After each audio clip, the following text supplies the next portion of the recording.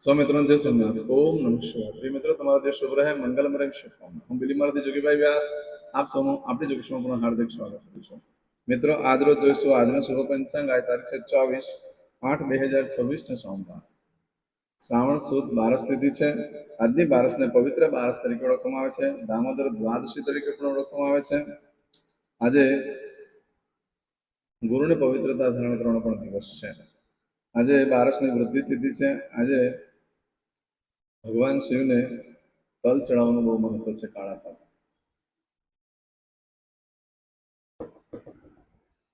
આજે જોઈશું આજનો શુભ પંચાંગ. આજે બાળકનો જન્મ થાય છે ને તિથિ ગણાય છે બારસ. બારસ તિથિ આજે સવારે 4:19 શરૂ થઈ આવતીકાલે સવારે 6:22 પૂર્ણ થઈ જાય છે.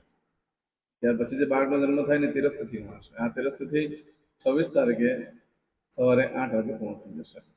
આજે જે બાળકનો જન્મ થાય છે નક્ષત્ર ગણાય છે પૂર્વષાઢા. આ પૂર્વષાઢા નક્ષત્ર આજે રાત્રે 8:28 પૂર્ણ થઈ જાય અને ત્યાર પછી જે બાળકનો જન્મ થાય ઉત્તરાષાઢા નક્ષત્ર ગણાશે. આ ઉત્તરાષાઢા નક્ષત્ર 25 તારીખે રાત્રે 10:52 પૂર્ણ થઈ જશે. આજે જે બાળકનો જન્મ થાય છે યોગ ગણાય છે પ્રીતિ યોગ.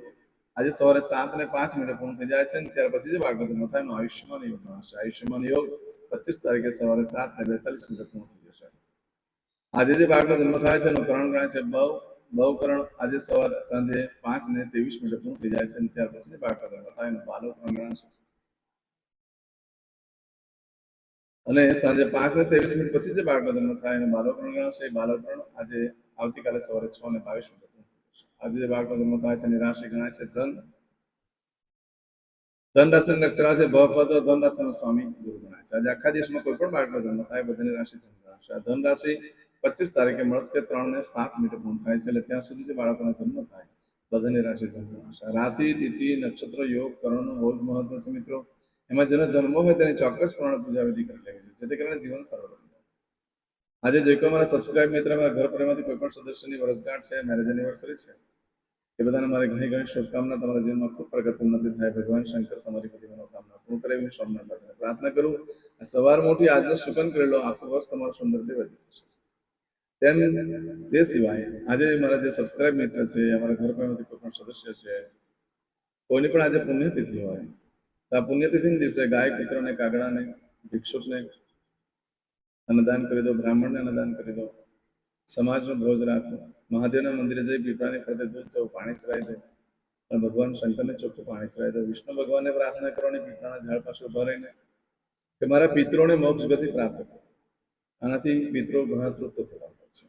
આજે જે કોઈ મારા સબસ્ક્રાઇબ મિત્ર ઘર પરિવારમાંથી કોઈ પણ સદસ્ય કોઈ જગ્યાએ ઇન્ટરવ્યુ આપવા જઈ રહ્યા છે, કોઈ નોકરી ધંધા માટે જરૂર છે, કોઈ પરીક્ષા આપવા જરૂર છે, કોઈ યાત્રા પ્રવાસ માટે જરૂર છે, આજે કોઈ વિદેશમાં જરૂર છે, કોઈનું ઓપરેશન હોય, કોઈની ડિલિવરી, કોઈની સગાઈ, કોઈની છઠ્ઠીની પૂજા, આવા કોઈ પણ કાર્ય તમે કરવા જઈ રહ્યા હોય તો કાર્યમાં તમને દિવ્ય સફળતા પ્રાપ્ત થાય. ભગવાન સોમનાથ દાદાને પ્રાર્થના કરું. પણ મિત્રો આજે ઘરેથી નીકળો છો તો સૌથી પહેલા જોગેશ ચેનલ પર જતા રહો, પ્લે લિસ્ટમાં જઈ આજે સોમવારનું જે શુકન બતાવેલું છે એ કરીને પછી જાઓ તો તમને સારી સફળતા પ્રાપ્ત થશે. આમ તો આજે ઘરેથી નીકળો છો તો માતાને વંદન કરીને નીકળો, દેવસ્થાનમાં ભગવાનને પગે લાગીને નીકળવાનું. ભગવાનને કહેવાનું મારા કાર્યમાં મારી સાથે રહેજો. આજે પક્ષીને દાણા નાખવાથી દરિદ્રતા દૂર થાય છે અને લક્ષ્મીની પ્રાપ્તિ થતી હોય છે. આજે આખા દિવસમાં શુભ સમય કયો છે તે આપણે જોઈ લઈએ. આજે સવારે 6 થી 7:30 વાગ્યા સુધીનો સમય શુભ રહેશે.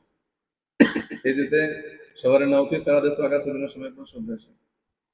બપોરે 1:30 થી સાંજે 7:30 વાગ્યા સુધીનો સમય પણ શુભ રહેશે. રાત્રે 10:30 થી રાત્રે 12 વાગ્યા સુધીનો સમય પણ શુભ રહેશે. અને આવતીકાલે મળસ્કે 1:30 થી સવારે 6 વાગ્યા સુધીનો સમય પણ શુભ રહેશે. આ સમયગાળા દરમિયાન તમે કોઈ પણ કાર્ય કરો છો તે કાર્યમાં સારી સફળતા પ્રાપ્ત થઈ શકે છે. આજે એકંદરે સામાન્ય દિવસ છે, પરંતુ આજે રાત્રે 8:28 સુધીમાં તમે કોઈ પણ વસ્તુ ચોરાઈ જાય, ખોવાઈ જાય તો મળવાની શક્યતા બિલકુલ ઓછી છે. સામાન્ય દિવસ છે, બહુ બને ત્યાં સુધી કોઈ કાર્યનો આરંભ ન કરશો. આ સમયગાળા દરમિયાન આજે રાત્રે 8:28 સુધીમાં તમે કોઈ પણ કાર્યનો આરંભ કરશો તો તેનાથી તમારી જવાબદારી ખૂબ વધી જાય એવી છે. આજે આઝાદી માટે દિવસ છે. આજના દિવસે તમે કોઈ પણ પ્રકારના બંધનમાં આવી ગયા હોય, કોઈ રોગના બંધનમાં હોય, કોઈ ભયના બંધનમાં હોય, કોઈ જેલના અંદર બંધનમાં છે, કોઈને સીમા બંધન છે, કોઈને બહારની મેલી વિદ્યાનું બંધન કંઈ થયું હોય, કોઈ મારણ તારણ થયું હોય, તો આ બધી વસ્તુમાંથી નીકળવા માટે આજે યોગ્ય દિવસ છે.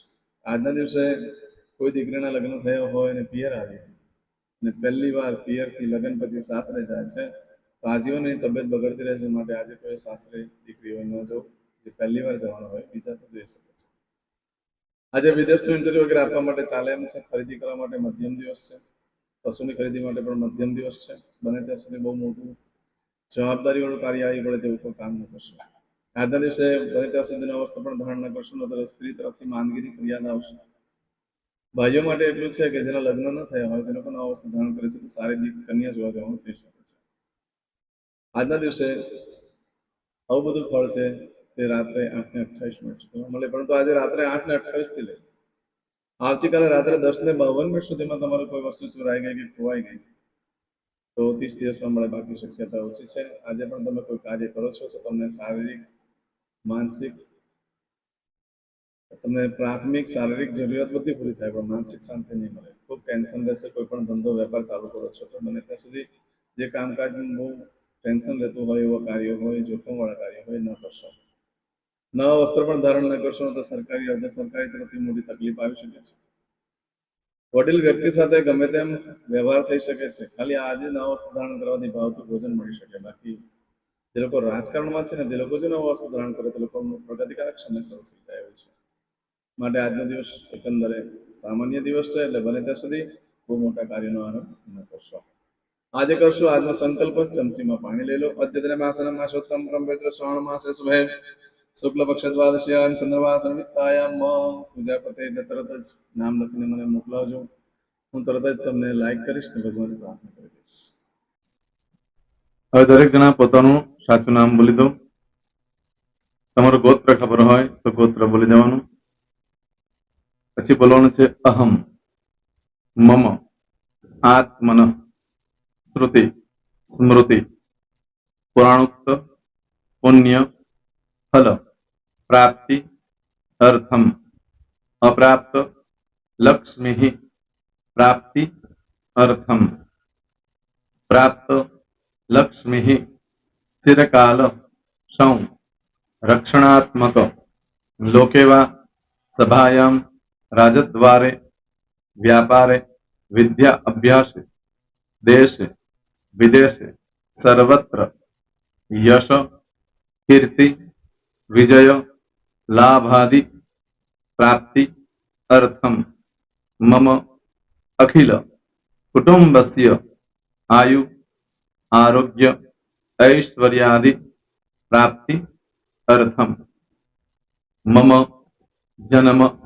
समय, तथा च विप्र, वृंदानां, जन्म, समय, जन्म, कुंडली, मध्ये, स्थित, ग्रहः, गोचर, ग्रहः, महादशा, अंतर्दशा, प्रत्यंतर्दशा, तथा च योग, युति, दृष्टि, मध्ये, शुभ फल, प्राप्ति, अर्थम, भय, रोग, शत्रु, बाधा, दोष, मारण, तारण, मंत्र, तंत्र, अरिष्ट, दोष, पीड़ा, निवृत्ति, अर्थम, भूत, प्रेत, पिशाचादि द्वारा रचित अरिष्ट, दोष, निवृत्ति, अर्थम, मम, सकल, मनवांछित फल. હવે તમારા મનમાં જે કઈ ઈચ્છા હોય તે બોલી જવાનું.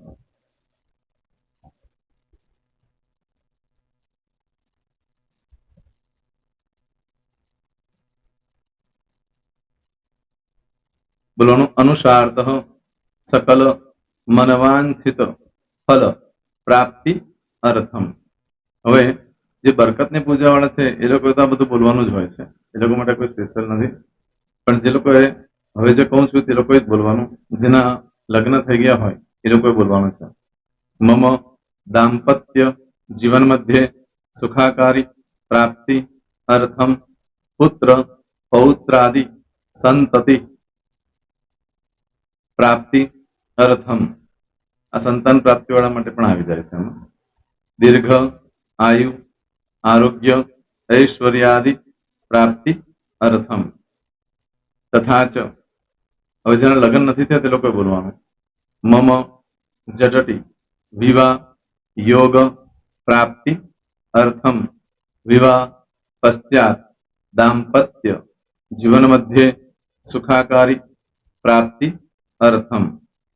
હવે જે લોકોને સંતાન પ્રાપ્તિ નથી, જે લોકોને સંતાન પ્રાપ્તિ છે કરવી છે એ લોકોએ બોલવાનું મમ દાંપત્ય જીવન મધ્યે સુખાકારી પ્રાપ્તિ અર્થમ તથા ચ દીર્ઘ આયુ આરોગ્ય ऐश्वर्यादि समन्वित संतति सुख प्राप्ति अर्थम। હવે જે અભ્યાસ કરી રહ્યા છો છોકરા વિદ્યાર્થીઓ છે તે લોકોએ બોલવાનું છે મમ વિદ્યા અભ્યાસ મધ્યે ઉત્તરો ઉત્તર પ્રગતિ ઉન્નતિ સાનુકૂલતા પૂર્વક દિવ્ય સફળતા પ્રાપ્તિ અર્થમ।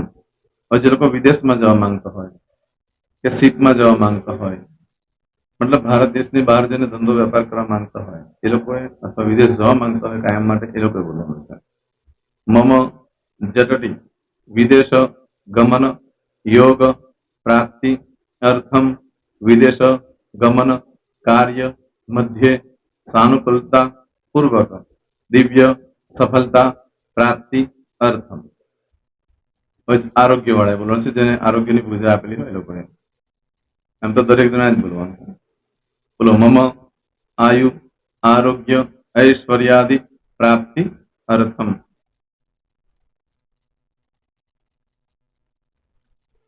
હવે દરેક જણા બોલવાનું सकल मनवांछित फल प्राप्ति अर्थम अद्य दिने